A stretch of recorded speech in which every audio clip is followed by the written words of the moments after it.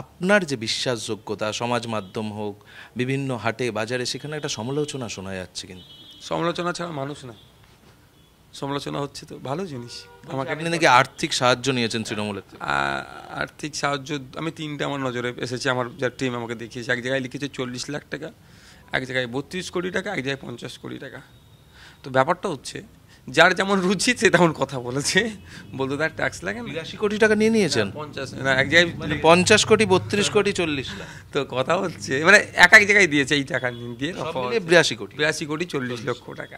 তো আমি একটা ছোট্ট উদাহরণ আমি দিচ্ছি। আমাকে তো মিনিস্ট্রি অফার ছিল, আর রাজ্য সরকারের আমলে সে দেব থেকে শুরু করে 30% দেখেছিলেন না, 30% রাজ্য সরকার, রাজ্য সরকারের আমলে এমন কোনো কাজই নেই এরা করেনি যেখানে পার্সেন্টেজ খায় না এরা। তো কথা হচ্ছে আমি যদি টাকাই আমার তোলার স্বপ্ন থাকতো, মিনিস্ট্রির অফার ছিল, কোনো একটা মিনিস্ট্রিতে চলে যেতাম, আর সহজেই আমাকে মাইনরিটি ডিপার্টমেন্টটা পাওয়ার সব থেকে এগিয়ে থাকতো। আপনারাও ভালো জানেন 5,000 কোটি টাকার প্রজেক্ট আছে, 5,000 কোটি টাকা বরাদ্দ আছে। আমি গতবারে এই তো 1,500 কোটি টাকা মতো খরচ করেছে। এবার আমি বেরিয়ে যদি দায়িত্ব নিয়ে যদি 3,000 কোটি টাকায় খরচ করতাম, 10% হলে 300 কোটি টাকা এমনি পকেটে চলে আসতো, কেউ ধরতেই পারতো না। আবার 3,000 কোটি টাকার কাজ হয়ে যেত। তার টাকা কামানোর লাইনটা যদি ইচ্ছা হতো না, তাহলে এরকমভাবে করা যেত। ব্যাপারটা হচ্ছে যারা সমালোচনা করছে দুটো শ্রেণীর মানুষ। একটা হচ্ছে তাদের রাধা ভাতে হয়তো ছাই পড়েছে, তাদের কোনো রাসায়ন ছিল যে আইএসএফকে সামনে রেখে কিছু করে খাবে, তার জায়গা তৈরি করবে, সেটা পারেনি। দ্বিতীয় হচ্ছে যারা আমাকে সত্যি ভালোবেসে আমার প্রতি ভরসা করেছিল, এদের সমালোচনাটাকে তারা, এদের টোপটাকে তারা গিলে ফেলেছে। আমি পার্টিকে সামনে রেখে আমার জায়গা তৈরি করেছি, তো পার্টি আমাকে অনুমোদন দেয়নি, কিন্তু এটা বলছি সেই জন্য আমাকে সমালোচনা সহ্য করতে হচ্ছে। আবার আমি আমার পার্টিকে সামনে রেখেই যারা আমাকে ভুল বুঝে সমালোচনা করছে, যারা ভুল বুঝে, সেটা কাটিয়ে উঠতে পারবো। আর যারা স্বইচ্ছায় সমালোচনা করছে তাদের ভাবি না, কারণ হচ্ছে তারা এমন নিম্নরুচিতে পৌঁছে গিয়েছে। যেটা দেখেছি অভিজিৎ গাঙ্গুলি মহাশয় আহ্বান করেছিল লেফট ফ্রন্টে জয়েন হওয়ার কথা, আপনারা তো দেখিয়েছেন।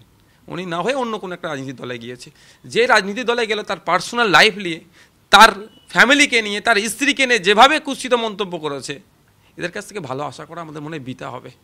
মানে বামপন্থীদের কোথাও একাংশের মানসিকতা কোথাও ঠিক নয়, তলানিতে পৌঁছে গেছে তো একাংশের মানুষের মানসিকতা। দেখুন ব্যাপারটা হচ্ছে বামপন্থীদের কোনো নেতা বসে আছে, তার সামনে বিয়ারের বোতল আছে, সেটা প্রোগ্রেসিভ চিন্তাভাবনা, ওটা নিয়ে কোনো সমালোচনা হবে না। আর মহুয়া মিত্র, তার হাতে একটা আরও দামি কোনো উইস্কির বোতলের মানে উইস্কি ছিল বা কী ছিল, সেটা নিয়ে প্রচুর সমালোচনা। যদি ছবির সত্যতা জানিনি, বসিরহাটে যিনি বিজেপির প্রার্থী হয়েছেন তার হাতে নাকি বিয়ারের বোতল ছিল, সেটা নিয়ে সমালোচনা হচ্ছে।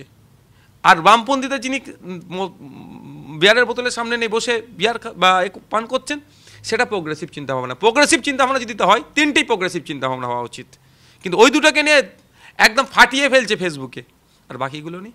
আমি তো মানে আস্তে আস্তে কোনো এক ভদ্রলোকের সাথে আমার কথা হচ্ছিল। প্রথমে তিনি বামপন্থী চিন্তাভাবনা বিশ্বাসী ছিলেন, এখন তিনি এসেছেন, ফিরে এসে তিনি বললেন, নওশাদ ভাই, একটা সময় ছিল ত্রিপুরা, বাংলা, কেরালা, জেএনইউতে বামপন্থী, ক্ষয় হয়ে এখন ত্রিপুরা, জেএনইউ আর ফেসবুকে বামপন্থী আছে। ফেসবুকে বেশি বিপ্লব হয়ে যাচ্ছে। ওই টাইমটা যদি বিজেপি তৃণমূলকে হারানোর জন্য টাইমটা দিত, নওশাদ সিদ্দিকী বা আইএসএফকে এই কটা দিনে যেভাবে ক্রমাগত ভাষাগত আক্রমণ করেছে, এই টাইমটা যদি বিজেপি তৃণমূলের বিরুদ্ধে বলতো, অন্তত 10টা ভোটকে ফিরিয়ে আনতে পারতাম। 24-এর ভোটেও এটা ফেসবুকই থেকে যাবে না রেজাল্টের পর? সেটা মানুষ কথা বলবে, মানুষ দেখবে আত্মঅহংকার থেকে শুরু করে যেভাবে গালাগালি। কোনো আত্মঅহংকার ক্ষমতাতেই নেই অনেক, সেটা দেখতে পাচ্ছি তো।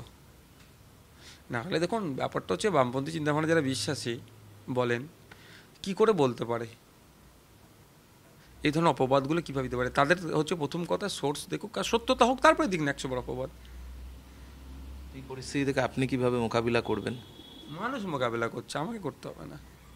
মানুষ দেখে নিয়েছে 2-2.5 বছর নওশাদ সিদ্দিকী কী করেছে না করেছে, আগামী দিনে কী করবে মানুষ সেটা বুঝে নিয়েছে, মানুষ জবাব দেবে। সেই জায়গাটা কোথাও ধাক্কা খেলো না? আপনি যে লড়াইটা লড়েছেন, 42 দিন জেল খাটা, তৃণমূলের সঙ্গে বিভিন্ন ক্ষেত্রে সংঘর্ষে জড়িয়ে পড়া, কোথাও গিয়ে ধাক্কা খেলো? দুটো শ্রেণী হচ্ছে। একটা হচ্ছে আমাদের নয় মিথ্যা প্রোপাগান্ডা চালাচ্ছে, ওই প্রোপাগান্ডাটাকে কিছু মানুষ সত্যি ভেবে নিয়ে ভুল বুঝে আছে। এই যে যারা সত্যি ভেবে নিয়ে ভুল বুঝে আছে, তাদেরকে কাটিয়ে তোলার দায়িত্ব আমাদের, কাটিয়ে তুলে নেব। কবে পারবেন? 2 মাস, 3 মাস, 4 মাস?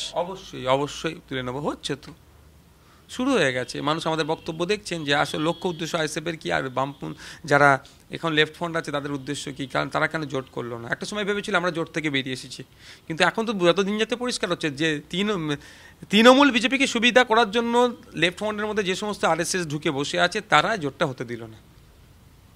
কিন্তু কোথাও গিয়ে প্রচারে কি এই কথাগুলো তুলে ধরতে পারবেন মানুষের? সেটা সময় কথা বলবে, দেখতে থাকুন না। মানে বামপন্থীদের বিরুদ্ধে এবারে প্রচার করবে? বামপন্থার বিরুদ্ধে আমার লড়াই নয়, বামপন্থী এই যে মানুষগুলোর বিরুদ্ধে। ওই বামপন্থাকে সামনে রেখে যে সমস্ত আরএসএস গুলো ঘুপটি মেরে বসে আছে, দিনে বামপন্থা রাতে বিজেপি আরএসএস যারা যোগাযোগ রাখছে তাদের বিরুদ্ধে চরম লড়াই চলবে।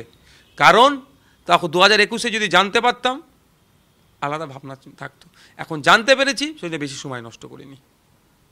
নওশাদ সিদ্দিকী তিনি অভিযোগ করছেন যে বামপন্থাতে তার কোথাও কোনো আপত্তি নেই, কিন্তু অনেকে আছেন যারা দিনে বামপন্থী রাতে বিজেপি আরএসএসের সঙ্গে যোগাযোগ রাখেন, আর তাকে নিয়ে সিপিএম এমনভাবে সমালোচনা করছে মনে হচ্ছে তিনি নাকি ওই দলেরই সর্বক্ষণের কর্মী বা হোল টাইমার। এটা চলতে পারে না, একদম স্পষ্ট বুঝিয়ে দিচ্ছেন নওশাদ সিদ্দিকী। ক্যামেরায় মিন্ময় চক্রবর্তীর সঙ্গে প্রদীপ্ত কান্তি ঘোষ, টিভি 9 বাংলা, কলকাতা।